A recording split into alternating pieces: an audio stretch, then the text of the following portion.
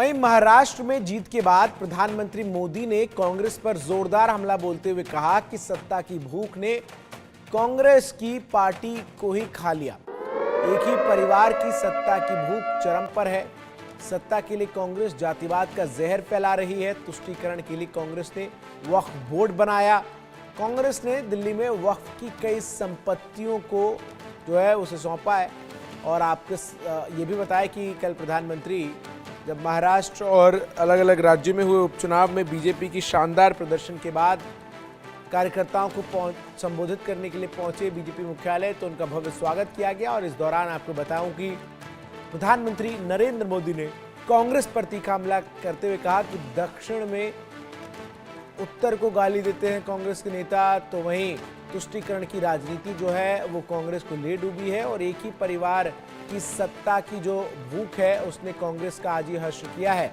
महाराष्ट्र में बीजेपी की अगुवाई वाली महायुति को शानदार जीत मिली है।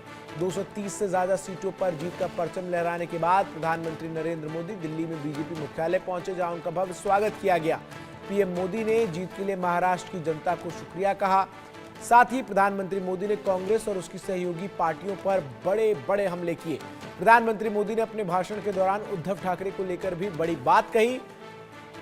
पीएम मोदी ने धारा 370 का भी जिक्र किया और कहा कि कान खोलकर सुन लो, दुनिया की कोई भी ताकत अब 370 को वापस नहीं ला सकती। वहीं वक्फ कानून के बहाने भी कांग्रेस को जमकर घेरा गया। आइए अब आपको प्रधानमंत्री नरेंद्र मोदी के भाषण से जुड़ी 10 बड़ी बातें बताते हैं, आखिर किस तरीके से प्रधानमंत्री ने कांग्रेस पर जो है वो जोरदार हमला बोला है। सबसे पहले तो कहते हुए नजर आए कि एक है तो सेफ है, ये देश का महामंत्र अब बन चुका है। वहीं प्रधानमंत्री ने 2 संविधान की बात नहीं चलेगी इसका भी जिक्र किया।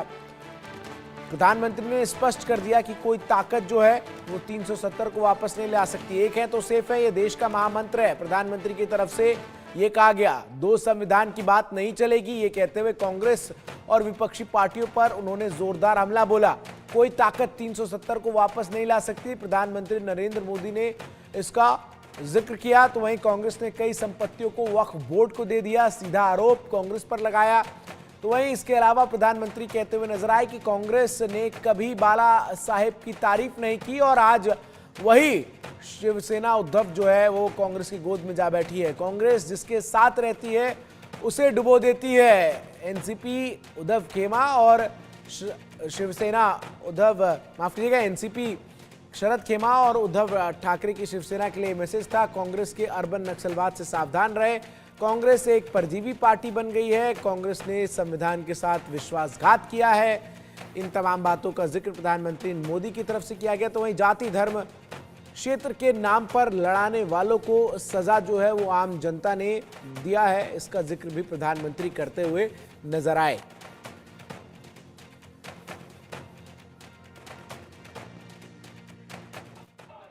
कांग्रेस पार्टी के लिए अब अपने दम पर सरकार बनाना लगातार मुश्किल हो रहा है।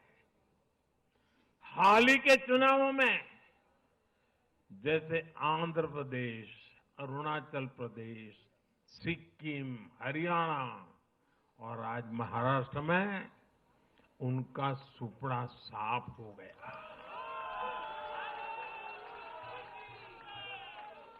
कांग्रेस की घिसी पीटी विभाजनकारी राजनीति फेल हो रही है, लेकिन फिर भी कांग्रेस का अहंकार देखिए, उसका अहंकार 7वें आसमान पर है।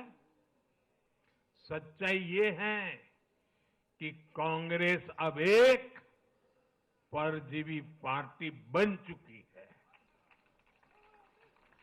कांग्रेस सिर्फ अपनी ही नहीं बल्कि अपने साथियों की नाव को भी डुबो देती है। आज महाराष्ट्र में भी हमने यही देखा है। महाराष्ट्र में कांग्रेस और उसके गठबंधन ने महाराष्ट्र की हर 5 में से 4 सीट हार गई। अघाड़ी के हर घटक का स्ट्राइक रेट 20% से भी नीचे है। ये दिखाता है कि कांग्रेस खुद भी डूबती है और दूसरों को भी डुबोती है। कांग्रेस ने तुष्टीकरण का जो बीज बोया, वो संविधान निर्माताओं के साथ बहुत बड़ा विश्वासघात है। और ये विश्वासघात मैं बहुत जिम्मेवारी के साथ बोल रहा हूं। संविधान के साथ इस परिवार का विश्वासघात है। दशकों तक कांग्रेस ने देश में यही खेल खेला। कांग्रेस ने तुष्टीकरण के लिए कानून बनाए, सुप्रीम कोर्ट के आदेश तक की परवाह नहीं की। इसका एक उदाहरण वक्फ बोर्ड है। दिल्ली के लोग तो चौंक जाएंगे। हालात ये थी कि 2014 में इन लोगों ने सरकार से जाते जाते दिल्ली के आसपास की अनेक संपत्तियां वक्फ बोर्ड को सौंप दी थी। वहीं महायुति की जीत पर देवेंद्र फडणवीस की पत्नी अमृता फडणवीस ने खुशी जताई और प्रदेशवासियों को जीत की बधाई। बहुत टफ था, 24 घंटे कम पड़ रहे थे और मैं भी नागपुर कॉन्स्टिट्यूएंसी में कांस्टेंट थी, सब कार्यकर्ताओं के साथ थी, तो बहुत खुशी है कि हर जगह बहुत अच्छे रिजल्ट आए। महाराष्ट्र ने डंके की चोट पर कहा है, एक है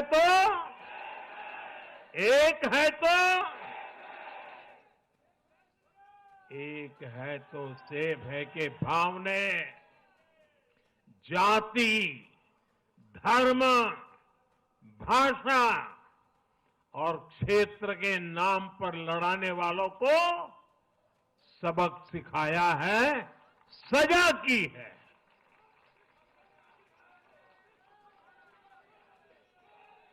आदिवासी भाई बहनों ने भी भाजपा एनडीए को वोट दिया। ओबीसी भाई बहनों ने भी भाजपा एनडीए को वोट दिया।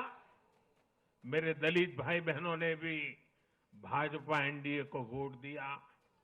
समाज के हर वर्ग ने भाजपा एनडीए को वोट दिया। ये कांग्रेस और इंडी गठबंधन के उस पूरे इकोसिस्टम की सोच पर करारा प्रहार है, जो समाज को बांटने का एजेंडा चला रहे थे। साथियों, इंडी वाले देश के बदले मिजाज को नहीं समझ पा रहे हैं।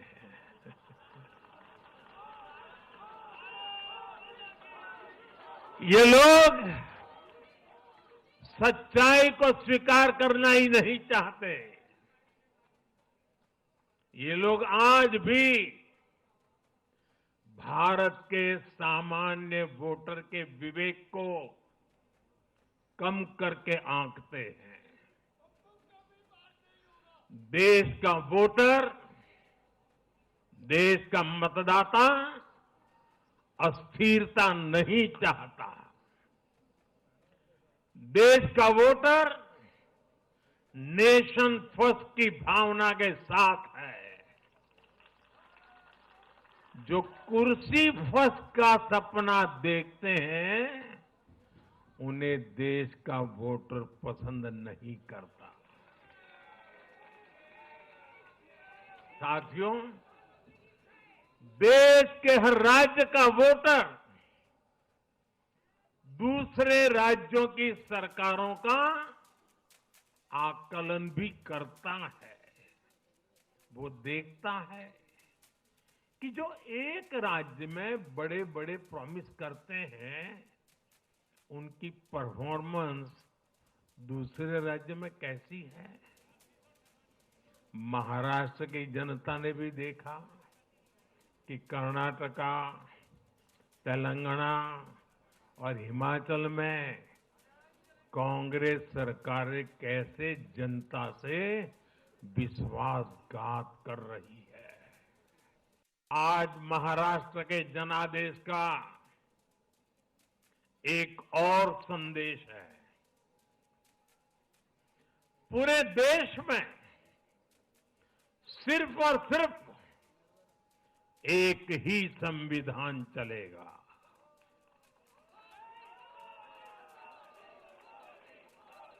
वो संविधान है बाबा साहब आम्बेडकर का संविधान, भारत का संविधान। जो भी सामने या पर्दे के पीछे देश में दो संविधान की बात करेगा, उसको देश पूरी तरह से नकार देगा। कांग्रेस और उसके साथियों ने जम्मू कश्मीर में फिर से आर्टिकल 370 की दीवार बनाने का प्रयास किया।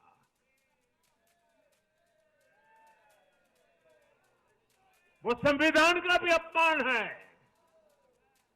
महाराष्ट्र ने उनको साफ साफ बता दिया कि ये नहीं चलेगा। अब दुनिया की कोई भी ताकत, और मैं कांग्रेस वालों को कहता हूं, कान खोल के सुन लो,